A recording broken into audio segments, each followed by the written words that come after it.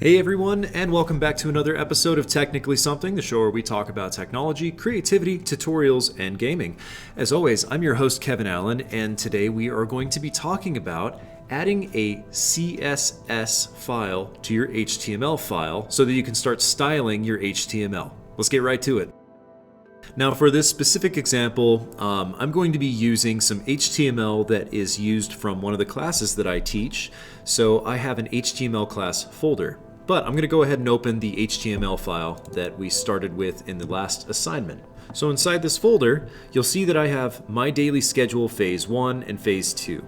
So I'm going to open up phase 2 with my text editor. In this case, I'm using brackets. But if you're using Sublime Text or Caret or any of the several options that are out there, you're good to go. Now when this opens up, my code may look a little bit different than yours. If you want to take some time to adjust your code, go ahead and take care of it now.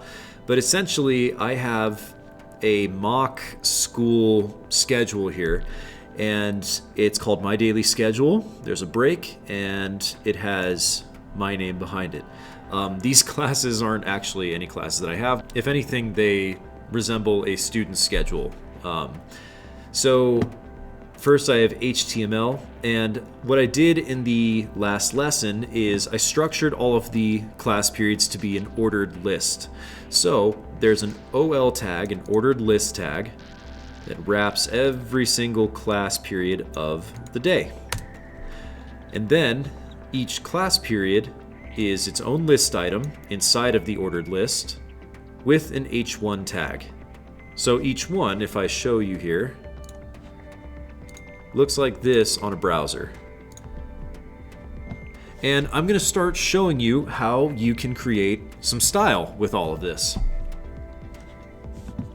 And now I'm going to show you how to add a cascading style sheet or a CSS file and link it to your HTML. So before I do anything else, I'm going to save this as a new file. So I'll go up to File, Save As, and from here, I'm using a PC, a Windows computer, so this might look a little bit different on a Mac if you're using that. A Chromebook might look a little bit different too, but the essential idea here is that we're creating a folder first, okay? So on the desktop, I have an HTML class folder, and inside that folder, I'm going to create another new folder. And I'm going to name this CSS exercise and open. So inside that folder, I'm now going to save my daily schedule, but I'm going to call it phase3.html and save that. And now the next thing we're going to do is create a new file, just a new blank file. So I will go up to File, New. Now you should be seeing just a blank screen. That's perfect. We're going to do the same thing we did before. Go to File, Save As, and we should be in the same folder. So if it takes you to anywhere else, like brackets loves to take you to the Getting Started folder, so double check that. I'm going to go back to Desktop, HTML class, CSS exercise, and inside this folder, I'm going to call this style.css. And save. And there we go. So that is our CSS file. We haven't added any styles to it yet, but we need to make sure that the HTML file and the CSS file are actually communicating, that they're linked to each other. So the way that I do this is I go to the head tag where we have our title, and I'm just going to go underneath that. Next, if you are in my class, you'll just go ahead and go to the instructions and copy and paste what is under step 3. And that looks like this. So when this comes out, we have a link that is basically calling a file, and we are searching for style.css. It is a style sheet, and it is a text CSS type of file. Now what's so important about this, you have to pay close attention to this, is on the link href, the file name here has to match exactly what the file name of your CSS file is. So that's why I just did all lowercase style.css, because it'll be looking for a file with that exact name. So if you did a capital S followed by TYLE for style, you have to make sure that it is also capital here, or go back to the file and rename it with all lowercase. Either way, both of these have to match exactly. Now I'm going to hit Control S to save my HTML. And now we're going to see if any of this stuff is working. So one quick way to check if it's working across the board is to go into style.css, and let's just try and add a style to the body. And if this is your first time using CSS, the syntax and the way that it is written is different from HTML, but it's pretty quick and easy to learn. So the first thing I'm going to do is change the font size, and I'm going to change that to 16 pt, and every single thing that you write in here needs to end with a semicolon. That basically means that that is the end of what you are trying to modify. So everything in the body tag should now have a font size of 16 points. So I'm going to save this really quick. If you left your file open in Chrome and you go to refresh it and nothing happens, remember that you were opening phase 2. So I'm going to go into the folder CSS exercise, and now I'm going to open this HTML file. All right, and it looks like it may have worked, but let's do something more extreme just to make sure.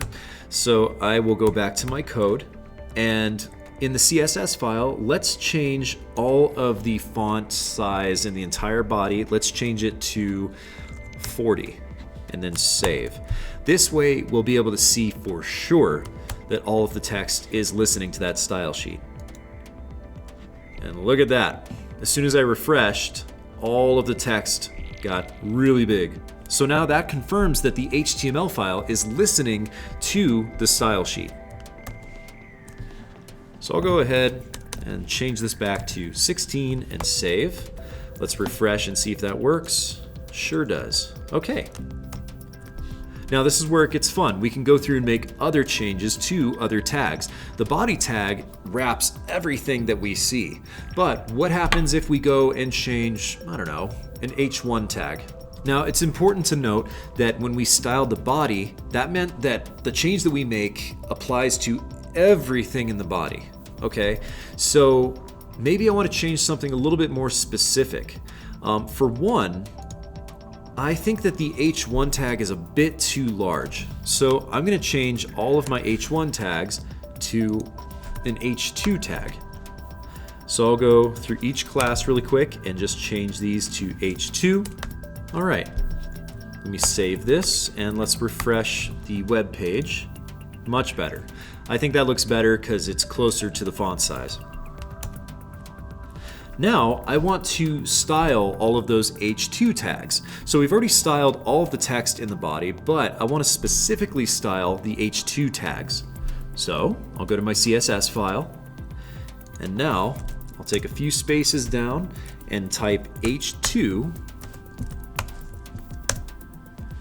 And inside, I'm going to change the color, and depending on the text editor you're using, it may give you suggestions, but you could also type certain colors, or if you are familiar with hexadecimals, you can use hex colors as well. I'm going to go with cornflower blue. Then add a semicolon. And I also want to change the font style to italic. Next, I'll change the font family to Arial, which is a sans serif font. It just doesn't have those little legs on the bottom. And I'm going to change the font size for H2 to be 30. And close that off. Now let's save, then go back to our web page and refresh and see what happens. Look at that. Okay, cool. So you notice how in my CSS, all I did was make one change. I just said H2 with all of this stuff, okay? But in my HTML file, I have several H2 tags. So this is why CSS is awesome. It cascades those changes, those styles throughout everything in your HTML. So that's why every single one of these H2s changed simultaneously. Kind of nice, right? Speeds things up. But let's say that in my code, because most important time of the day for everybody is lunch, right? So I'm going to go after science. I'm just going to copy everything here. And then I'll paste it here. Now, I don't necessarily want lunch to be a list item because it's not a period of the day. So I'll just remove this LI so that it's not part of the class periods. But I will write lunchtime right there. And as a description, I'll say, this is when I eat.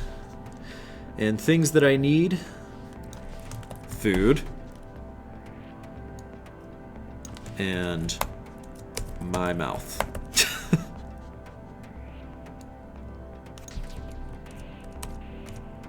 Okay, so I'm going to save that and check that it shows up. So let's refresh. And there it is. Lunchtime shows up in between science and history. So I want lunchtime to be its own color. I want it to stand out from the rest, but it's an H2 tag. So I want to keep that size and I like everything else, but I just want to change the color. So if you want to specifically target one part of an element that is otherwise styled, we can create a custom class in our CSS. So I'll go down a few more steps in my CSS file, and I'm just going to call this style lunch. So to make a style, you hit period, so dot, and I will call it lunch. And inside lunch, I want the color to be, let's go with maroon. And just because I'm obsessive compulsive, there we go. All right, so there's a little space. Next, you know, I'm actually going to keep everything the same. So all of the other styling that happened up here, I'm going to leave that the same. So I'll just go ahead and copy this and paste it right here, and then hit save, Control S. So let's go back to our HTML, and remember, nothing happens because so far we're styling H2s, and lunch is an H2. So within that first H2 tag, I'm gonna hit at the end of H2, hit a space, and put in a class. See how it says class equals with quotation marks there? This is where I put lunch. Now, you don't put dot lunch, you don't put period lunch, just lunch. The only time you need that dot is in the CSS to tell the CSS that it is a custom class. So let's HTML and check on our browser. Let's refresh. And there we go. So now lunchtime is its own color because we specifically told it with that class that we want it to be maroon. So this is just a first quick introduction to using CSS styling to make changes across your web page. You can also experiment with other tags such as an unordered list, or you could also try creating certain color and backgrounds and all sorts of stuff, but we will definitely get to that soon. I just want to give you guys something to start with. So go through and try to make these changes if you weren't already following along. And I hope this video was helpful. In the meantime, I hope you have a wonderful rest of your day. I'm Kevin Allen, and this was Technically Something. See you guys later.